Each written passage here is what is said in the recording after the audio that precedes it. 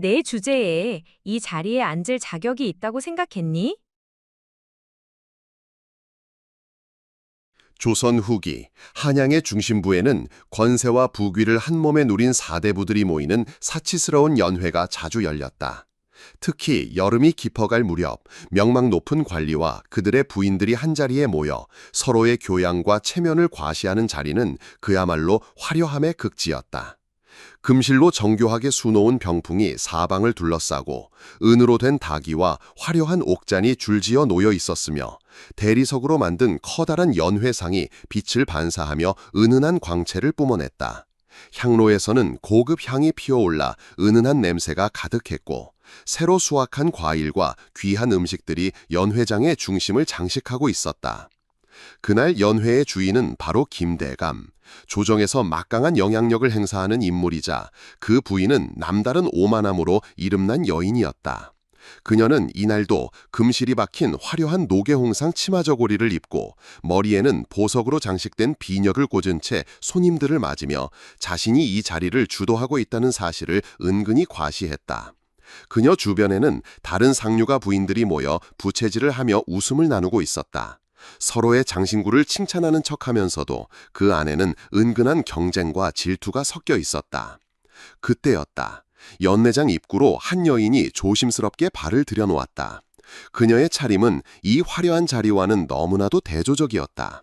오래 입은 듯한 남색 치마와 빛이 바랜 연분홍 저고리, 손에는 아무 장식도 들지 않았고 머리에는 작은 쪽진 머리만 단정히 틀어올린 채였다.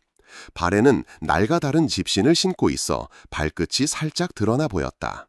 그녀의 모습은 한눈에 봐도 이 연회장에 어울리지 않았다.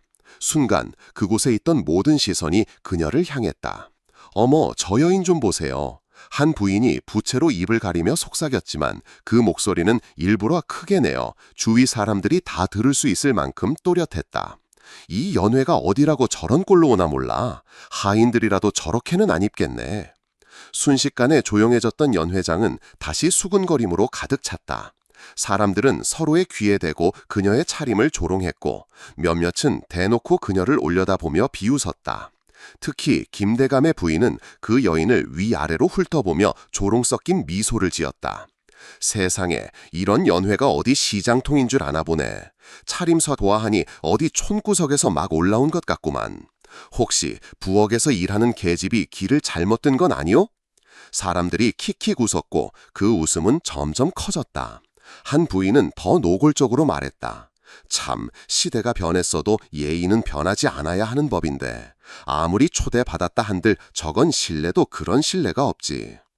여인은 그들의 시선이 비수처럼 자신을 찌르는 것을 느끼며 잠시 멈춰섰다. 하지만 이내 작은 숨을 고르고 고개를 살짝 숙여 말했다. 실례가 되었다면 사과드리겠습니다. 이런 자리는 처음이라. 그러나 그녀의 조심스러운 목소리는 오히려 그들의 비웃음을 더 크게 만들 뿐이었다. 사과라니, 그건 말이요. 옷차림으로 이미 다 말했구먼. 거참, 귀한 자리 망치는 데는 한순간이네. 그녀는 아무 대꾸도 하지 않았다. 오히려 조심스레 발걸음을 옮겨 한쪽 자리에 앉아 차를 한 모금 들이켰다. 하지만 주변의 조롱은 멈추지 않았다. 옆자리에 앉은 여인이 부채로 입을 가린 채 일부러 크게 속삭였다. 저 여인 듣자 하니 시골에서 맞다지 않나. 그러니 저렇게 촌스러운 게지. 한양 연회가 어떤 자리인지도 모르는 거겠지. 연회장은 순식간에 그 여인을 웃음거리로 삼은 잔인한 무대가 되어버렸다. 그녀는 귀가 달아오르는 것을 느꼈지만 애써 감정을 억누른 채 차를 내려놓았다. 그리고 고개를 숙였지만 그 시선 속에서도 꺾이지 않는 묘한 담담함이 있었다. 하지만 아무도 몰랐다. 이 초라해 보이는 여인이 사실 누구보다도 높은 자리에 있는 권력자의 아내라는 사실을, 그리고 곧 이 자리에 있는 모든 사람들이 자신들의 무례를 뼈저리게 후회하게 될 거라는 것을. 여인이 자리에 앉았음에도 연회장의 수군거림은 멈출 기미가 보이지 않았다. 오히려 그녀의 침착한 태도가 사람들의 조롱을 더 자극하는 듯했다. 김대감의 부인은 다시 부채를 활짝 펴며 크게 한숨을 내쉬었다. 정말 답답하구나. 내가 주출한 자리에서 이런 꼴을 보게 될 줄이야. 부디 다음엔 초대장을 아무에게나 뿌리지 말아야겠소. 그 말에 몇몇 부인들이 맞장구를 치며 웃음을 터뜨렸다. 그러게 말이오. 아마도 누군가가 측은한 마음에 불쌍한 사람을 불려준 게겠지. 하지만 이런 자리의 품격은 지켜야 하지 않겠소. 아니, 촌사람도 사람이지. 근데 말이야, 연회가 어떤 곳인지도 모르고 오는 건 무슨 배짱이람. 여인은 차분하게 그들의 말들을 듣고 있었지만 손끝은 살짝 떨리고 있었다. 그러나 그 떨림은 두려움 때문이 아니라 그들의 몰상식한 태도에 대한 억눌린 분노 때문이었다. 그녀는 여러 번 마음속으로 삼켰다. 지금은 참아야 한다. 아직은 때가 아니다. 연회 분위기는 더욱 거칠어졌다. 한 부인이 일부러 크게 물었다. 어디서 왔소? 이름이라도 밝히시오. 이 자리에 앉아있으니 최소한 예의는 갖춰야 하지 않겠소. 그녀는 잠시 눈을 감았다가 천천히 대답했다. 멀리서 왔습니다. 그저 배움을 얻고자 한양에 들른 것뿐입니다. 그 말이 끝나기가 무섭게 부인들의 웃음이 터졌다. 배움을 얻으러 세상에 조처림으로 하하하하. 아이고, 그럼 이 자리가 무슨 서당인 줄 아나 보네. 비웃음은 점점 대담해졌다. 일부러 들으라는 듯이 하는 말들이 오갔다. 이런 자리엔 신분이 중요한데 말이요. 아무리 숨겨도 티가 나게 돼 있지 않소? 그러게, 아무리 꾸며도 본래 촌티는 못 숨기는 법이지. 여인은 여전히 고개를 숙이고 있었지만 그 표정은 미묘하게 달라졌다. 눈가에 잠깐 스치는 냉정한 기운, 그리고 입가에 아주 희미한 미소가 번졌다. 그러나 그 미소는 누구도 눈치채지 못했다. 연회의 중심부에서는 김대감의 부인이 다시 한번 목소리를 높였다. 이보시오. 오늘은 조정의 인사들도 많이 오는 날이니 괜한 오해를 만들지 말고 조용히 앉아 계시오. 알겠소? 괜한 문제를 만들면 곤란해질 거예요. 그녀는 그제야 고개를 들었다. 연 회장의 모든 시선이 다시 그녀에게 쏠렸다. 걱정해 주셔서 감사합니다. 하지만 문제는 곧 저절로 해결될 겁니다. 짧은 대답이었지만 그 목소리에는 묘한 힘이 실려 있었다. 순간 몇몇 부인들은 얼굴을 찡그리며 속삭였다. 저 여인 어쩐지 보통 사람 같지 않네. 태도가 이상해. 그래도 촌에서 온 건 분명하잖소. 괜히 겁먹을 필요 있나? 그러나 누군가 속삭였다. 그런데 저 여인의 얼굴을 어디서 본 것 같지 않소? 분명 어디서. 그 말은 대화 속에서 묻혀버렸지만 그녀는 살짝 고개를 들어 연 회장을 바라봤다. 눈빛이 단호했다. 잠시 후 연 회장 입구에서 하인 한 명이 뛰어들어와 큰 소리로 알렸다. 곧 새로 부임하신 상감의 측근 신임 이상석께서 도착하십니다. 그 말이 전해지자 연 회장은 순식간에 술렁거렸다. 모든 부인들이 허둥지둥 옷매무새를 고치고 자세를 가다듬었다. 김 대감의 부인 또한 부채를 내려놓고 몸을 반듯하게 세우며 중얼거렸다. 이제야 연회의 품격이 제대로 갖춰지겠구먼. 하지만 그 누구도 몰랐다. 방금 전까지 조롱하며 깔보던 그 여인이 바로 그 신임 이상서의 부인이라는 사실을. 그리고 곧 이 연 회장의 공기는 완전히 뒤바뀌게 될 것이다.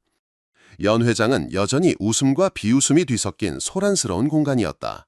귀한 비단옷을 차려입은 부인들은 부채질을 하며 서로의 입꼬리를 끌어올렸다. 그들의 눈에는 노골적인 멸시가 가득했고 특히 김 대감의 부인은 그 모든 조롱의 중심에 서 있었다. 그녀는 연 회장의 주인답게 부채를 살짝 접어주이고 마치 판관이라도 된 듯 단호한 목소리로 말했다. 아무리 세상이 넓다지만 이런 자리에 이토록 준비도 없이 오는 건 본인 스스로를 욕보이는 일 아니겠소? 한양이 촌과 같을 줄 알았나 보. 그 말에 맞장구를 치는 목소리가 연 회장 곳곳에서 터져나왔다. 참으로 안타까운 일이요. 부디 오늘은 그냥 앉아 구경이나 하시오. 그러게 말이요. 이런 자리에 품격을 지키는 건 우리 모두의 목 아니겠소? 여인은 잠시 눈을 감고 그들의 말을 들었다. 마치 이 모욕이 새삼스러울 것도 없다는 듯 담담한 표정이었다. 그러나 자세히 들여다본다면 그녀의 굳게 담은 입술과 살짝 떨리는 손끝에서 억눌린 감정이 전해졌다. 그것은 두려움이 아닌 조롱을 뿌리채 삼키며 기다리는 사람만이 가질 수 있는 차가운 인내였다. 어디서 왔소? 이름은 뭐요? 갑자기 한 부인이 날카롭게 물었다. 그 목소리는 일부러 크게 내어 연 회장의 모든 사람들이 듣게 하려는 듯했다. 그녀는 고개를 살짝 들고 짧게 대답했다. 멀리서 왔습니다. 배움을 얻기 위해 한양에 왔을 뿐입니다. 그녀의 대답은 간결했지만 이상하게도 그 안에는 위축됨이 없었다. 오히려 어딘지 모르게 자신을 다스린 목소리였다. 그러나 부인들은 그 미묘한 뉘앙스를 느끼지 못한 채 더 크게 웃음을 터뜨렸다. 배움을 얻으러 저 차림으로 하하 정말 대단한 배짱이요. 촌 사람들이라 그런가 어디 가나 기죽지도 않네. 조롱은 점점 더 노골적으로 변해갔다. 어떤 이는 일부러 들으라는 듯 한숨을 내쉬며 말했다. 아무리 초대받았다 한들 신부는 숨길 수 없지 않소. 어디서 왔는지는 안 봐도 뻔하오. 그러게 본래의 촌티는 아무리 감춰도 드러나는 법이지. 그때였다. 옆에 앉아있던 나이 지긋한 한 부인이 조용히 중얼거렸다. 이상하구먼. 저 얼굴을 어디서 본 것 같은데. 그녀는 흘끗 그 부인을 바라봤다. 잠각이었지만 그 시선은 얼음처럼 차가웠다. 하지만 이내 다시 고개를 숙이고 차를 한 모금 마셨다. 연 회장의 분위기는 점점 더 고조됐다. 김대감의 부인은 고개를 들고 목소리를 한층 높였다. 이보시오. 오늘은 조정에 귀한 인사들도 오는 날이오. 괜한 오해를 사지 말고 조용히 앉아 계시오. 본인 신세를 생각해 문제를 만들지 않길 바라오. 그녀는 그제야 천천히 고개를 들었다. 그리고 연 회장을 둘러보았다. 모든 시선이 다시 그녀에게 쏠렸다. 걱정해 주셔서 감사합니다. 하지만 문제는 곧 저절로 해결될 겁니다. 짧지만 의미심장한 대답이었다. 목소리에는 묘하게 힘이 실려 있었고 그 말은 연 회장에 있던 몇몇 부인들의 심장을 서늘하게 만들었다. 저 여인 어쩐지 보통은 아니요. 말투가 귀티가 나지 않소. 겁먹을 필요 없소. 촌사람이 뭐 대단하겠소. 그러나 그 순간 연 회장 입구가 다시 소란스러워졌다. 하인 하나가 숨을 헐떡이며 뛰어들어와 외쳤다. 곧 새로 부임하신 이 상서나리께서 도착하십니다. 연 회장은 단숨에 술렁였다. 부인들은 부채를 내려놓고 허리를 곧게 펴며 옷매무새를 고쳤다. 김대감의 부인은 흥분한 얼굴로 중얼거렸다. 이제야 이 자리가 격을 갖추게 되겠구먼. 그러나 그 누구도 몰랐다. 지금까지 촌뜨기라며 조롱하고 멸시하던 그 여인이 바로 그 신임 이 상서의 부인이라는 사실을, 그리고 이제 곧 이 연 회장의 공기는 송두리째 바뀌게 될 것이다. 연 회장 밖에서 들려오는 북적거림이 점점 가까워졌다. 곧이어 연 회장 문이 활짝 열리며 기품 있는 중년 남사가 들어섰다. 그는 곧 부임한 신임 이 상서였다. 단정하게 올린 관모와 고급 비단 도포, 그리고 한치의 흐트러짐 없는 발걸음에서 그의 위엄이 묻어났다. 하인들이 일제히 엎드리며 외쳤다. 신임 이 상선하를 입장하십니다. 연 회장 안의 부인들은 황급히 자리에서 일어나 고개를 숙였다. 김대감의 부인 또한 평소에 거만한 표정 대신 입가에 아첨어린 미소를 띠며 공손히 인사했다. 아이고, 이렇게 귀한 분이 오시다니 한양의 연회가 오늘 더 빛나겠군요. 이 상선은 연 회장을 한 차례 둘러본 뒤 곧장 한쪽으로 시선을 옮겼다. 그 시선이 멈춘 곳은 다름 아닌 구석자리에 앉아있던 초라한 옷차림의 여인이었다. 연 회장은 숨소리마저 멎은 듯 조용해졌다. 저게 뭐지? 상소나리가 저 여인을 아는 건가? 설마 그냥 우연히 본 거겠지. 부인들이 작은 목소리로 웅성거렸다. 그러나 모두의 예상을 뒤엎고 이 상선은 그 여인에게 다가가더니 아주 공손한 태도로 허리를 숙였다. 마님, 이렇게 불편한 자리에 혼자 계셨습니까? 제가 늦었습니다. 그 순간 연 회장 안은 얼어붙은 듯 고요해졌다. 그들의 뇌리에 같은 질문이 스쳤다. 마님? 마님이라고 불렀다고? 김대감의 부인이 황급히 물었다. 나리, 저 여인과 아시는 사이십니까? 이상선은 부인을 바라보며 단호하게 말했다. 아는 사이, 이분은 제 아내이십니다. 곧 상서 부인의 자리에 앉을 분을 감히 몰라보셨단 말씀이요? 그 말이 떨어지자 연 회장은 벼락이 친 듯 술렁였다. 뭐라고? 상서 부인이라고? 아니, 그럼 우리가 지금까지... 부인들의 얼굴은 순식간에 하얗게 질렸다. 특히 김대감의 부인은 손에 쥔 부채를 놓칠 뻔하며 말을 더듬었다. 아, 아내라니 그런 줄도 모르고. 여인은 천천히 자리에서 일어났다. 그리고 조용히 말했다. 아까 말씀하신 대로 문제는 저절로 해결되었군요. 그녀의 목소리는 여전히 차분했지만 그 안에는 권위와 자신감이 가득했다. 그제야 부인들은 자신들이 조롱하던 이 여인이 결코 평범한 촌뜨기가 아니었음을 깨달았다. 오히려 그들보다 훨씬 높은 자리에 있는 인물이라는 사실이 온몸을 덮쳤다. 이상선은 여인 곁에 서며 단호히 말했다. 제가 부임하면서 가장 먼저 강조한 것은 사람을 겉모습으로 판단하지 말라는 것이었습니다. 그런데 오늘 이 자리에서 제가 참담한 장면을 보게 되었군요. 부인들은 숨을 죽였다. 누군가는 미리 알았다는 듯 눈치를 보며 엎드렸고 누군가는 창백한 얼굴로 서성였다. 특히 김대감의 부인은 목소리가 떨리며 말했다. 이런 큰 신뢰를 몰라 배웠습니다, 부인. 부디 용서해 주십시오. 그러나 여인은 그녀를 한참 바라보다가 조용히 입을 열었다. 사람을 낮춰보는 건 쉽습니다. 하지만 낮춘 그 사람의 진짜 자리를 알게 되었을 때 부끄러운 건 누구일까요? 그 한마디는 연회장 안을 다시 고요하게 만들었다. 모두가 자신들의 행동을 되짚으며 고개를 들지 못했다. 연회장의 문이 활짝 열리며 이상서가 들어온 순간 사람들의 표정은 기대와 긴장으로 가득 차 있었다.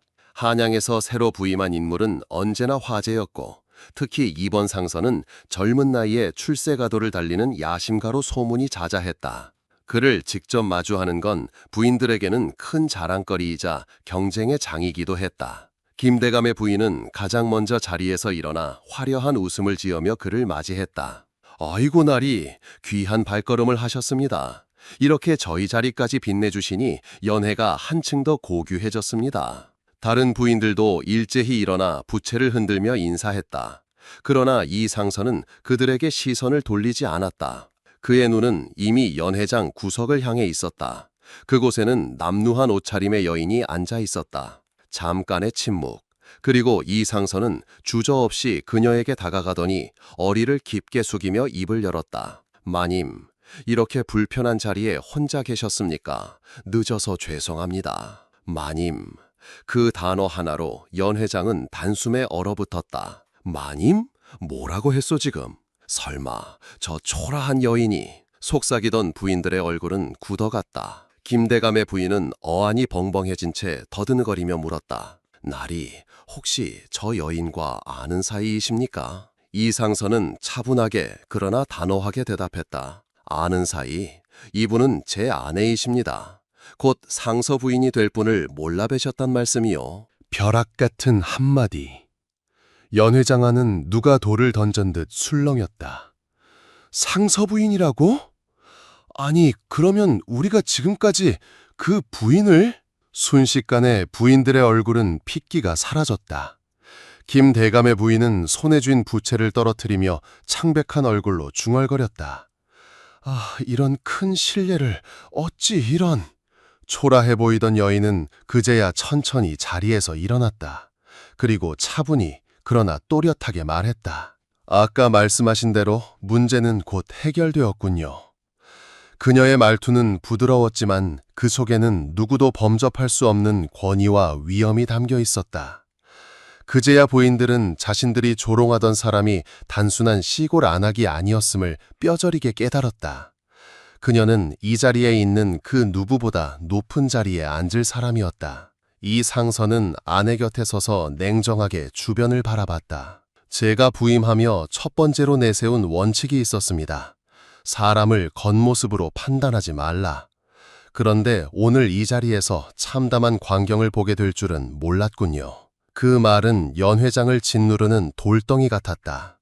누구도 고개를 들지 못했다. 김대감의 부인은 결국 무릎을 꿇듯 주저앉아 말했다. 부인, 아니 상서 부인, 저희가 큰 무례를 범했습니다. 몰라 뵌 죄를 부디 용서해 주십시오. 다른 부인들도 연달아 허리를 숙이며 용서를 구했다. 정말 죄송합니다 부인, 저희가 경솔했습니다. 몰라 배웠습니다. 부디 노여움을 거두소서. 여인은 그들을 한참 바라보다가 조용히 입을 열었다. 사람을 낮추는 건 쉽습니다.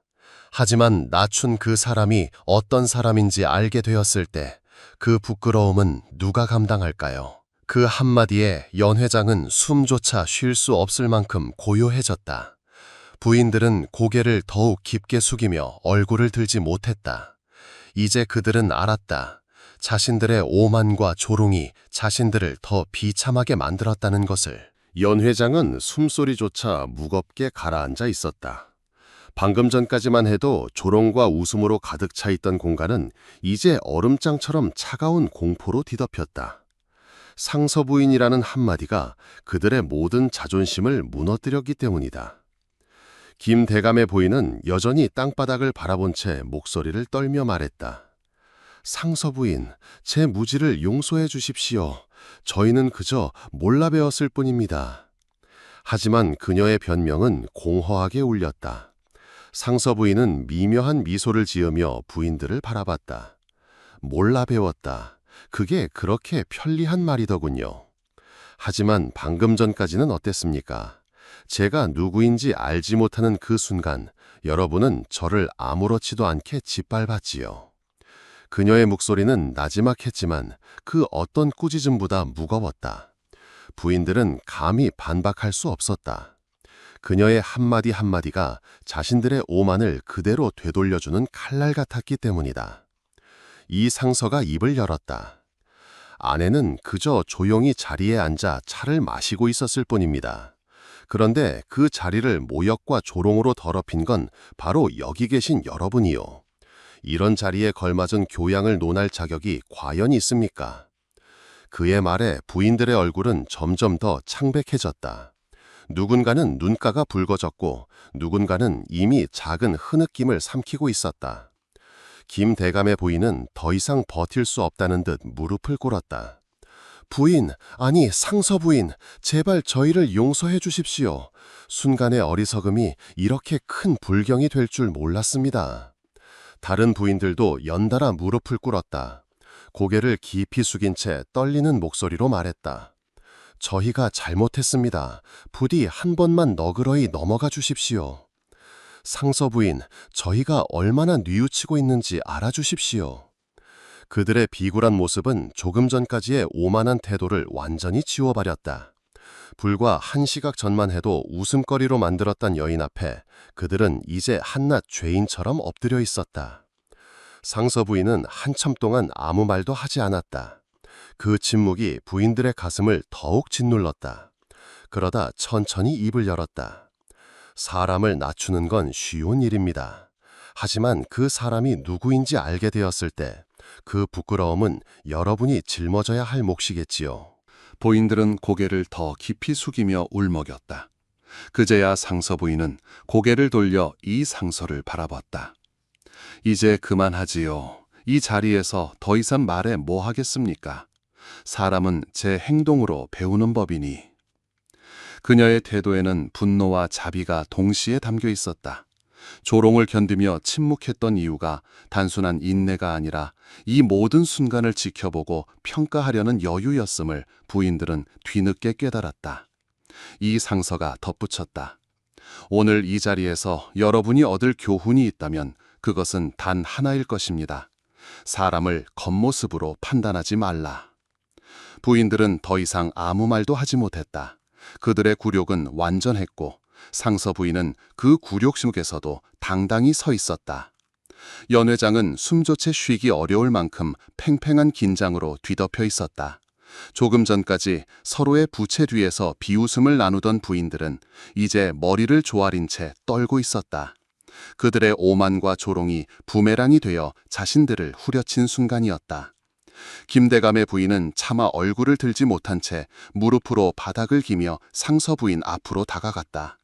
부인, 아니 상서 부인, 저희가 무슨 짓을 한 건지 이제야 깨달았습니다. 부디 노여움을 거두시고 이 무지를 용서해 주십시오. 그녀의 떨리는 목소리에는 평소의 오만함은 조금도 남아있지 않았다. 다른 부인들도 잇따라 무릎을 꿇었다. 화려한 비단 치마가 바닥에 쓸리며 구겨졌지만 그 누구도 신경 쓸 여유가 없었다. 저희가 큰 잘못을 저질렀습니다. 용서해 주십시오. 정말 죄송합니다. 감히 상서 부인을 그리 대하다니. 이 상서는 팔짱을 끼고 그들을 냉정하게 바라보았다. 방금 전까지만 해도 제 아내를 향해 쏟아낸 말들을 부인들이 기억하고 있겠지요. 그 자리에 있던 제가 모른 척 했더라면 이 자리는 끝까지 그 모욕으로 가득 찼을 겁니다. 그의 목소리는 차갑게 울렸다. 부인들은 고개를 더 깊숙이 숙였다. 상서 부인은 한참 동안 그들을 바라보다가 천천히 걸음을 옮겨 김대감의 부인 앞에 섰다. 그들은 본능적으로 몸을 움츠렸다. 이제껏 자신들이 웃음거리로 만들던 여인이 오히려 자신들을 내려다보고 있었기 때문이다. 사람을 낮추는 일은 참 쉽더군요. 상서 부인의 목소리는 낮았지만 뚜렷하게 울렸다. 겉모습으로 판단하고 가진 것 없는 자로 치부하며 그저 웃음거리로 만드는 것. 하지만 그게 얼마나 부끄러운 일인지 이제는 아시겠지요.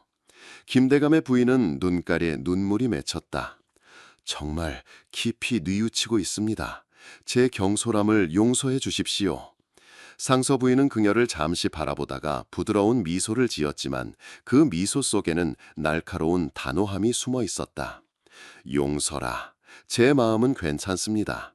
하지만 여러분이 배워야 할 것은 사과가 아니라 부끄러움입니다. 그 부끄러움을 잊지 마십시오. 그녀의 한마디는 부인들의 가슴을 후벼 팠다.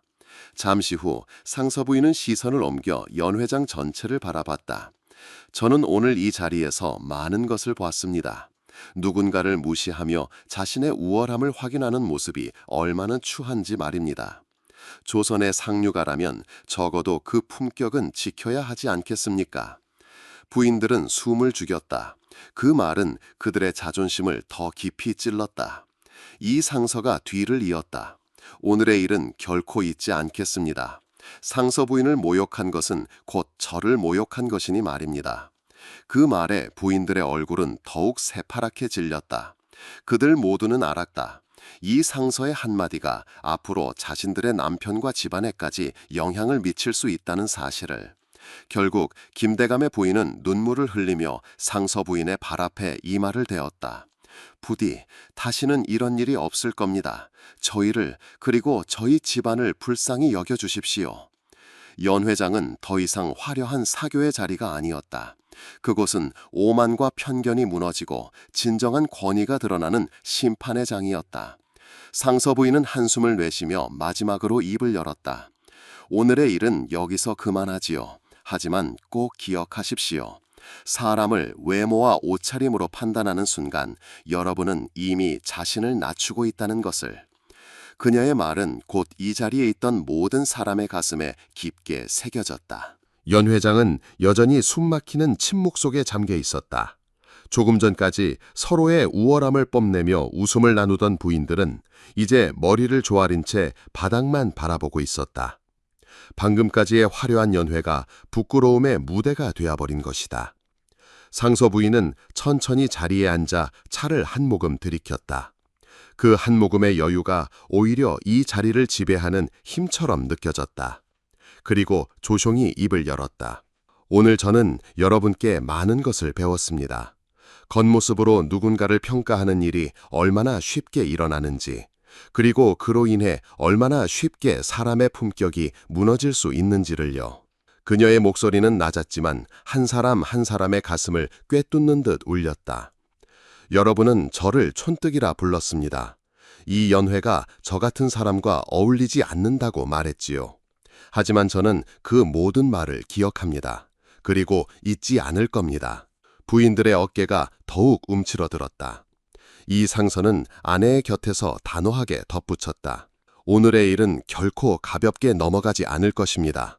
조정의 상류가라면 적어도 사람을 대하는 태도만큼은 지켜야 하지 않겠습니까? 그 품격이 무너진다면 권세와 재물은 아무 의미도 없을 테니까요. 부인들은 고개를 더욱 깊숙이 숙였다. 그들 중 누군가는 눈물을 훔쳤다. 특히 김대감의 부인은 떨리는 목소리로 말했다. 부디 이번 한 번만은 너그러이 넘어가 주십시오. 이 모욕과 부끄러움은 저희가 평생 짊어지겠습니다. 상서 부인은 한참 동안 그들을 바라보다가 조용히 고개를 끄덕였다. 사람은 실수를 할 수 있습니다. 하지만 그 실수를 교훈으로 삼을 수 있다면 그 또한 가치 있는 일이 되겠지요. 그녀는 자리에서 일어나 연회장 중앙으로 걸어 나왔다. 그리고 마치 이 자리에 있는 모든 이들을 향해 선언하듯 말했다. 다시는 겉모습으로 사람을 판단하지 마십시오.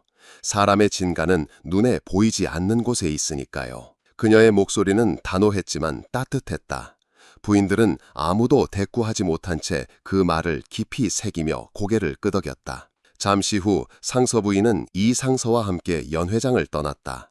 두 사람의 뒷모습은 누구도 감히 범접할 수 없는 위엄으로 가득 차 있었다. 그들이 떠난 뒤에도 연회장에는 한동안 아무 말도 오가지 않았다. 부인들은 여전히 무릎 꿇은 채 자신들의 오만과 편견을 되돌아보고 있었다. 그리고 누군가 낮게 중얼거렸다. 오늘이야말로 진정한 교훈을 배운 날이구나. 그 말과 함께 연 회장은 깊은 침묵 속으로 가라앉았다. 이제 그들의 웃음은 사라지고 남은 것은 뼈저린 부끄러움과 평생 잊지 못할 교훈뿐이었다. 이야기 마무리. 연 회장에서 벌어진 이 사건은 한양 사대부들 사이에 빠르게 퍼졌다. 사람들은 더 이상 상서 부인을 촌뜨기라 부르지 않았다. 오히려 그녀의 단호함과 품격 있는 태도는 조선 사대부 사회에 큰 울림을 남겼다.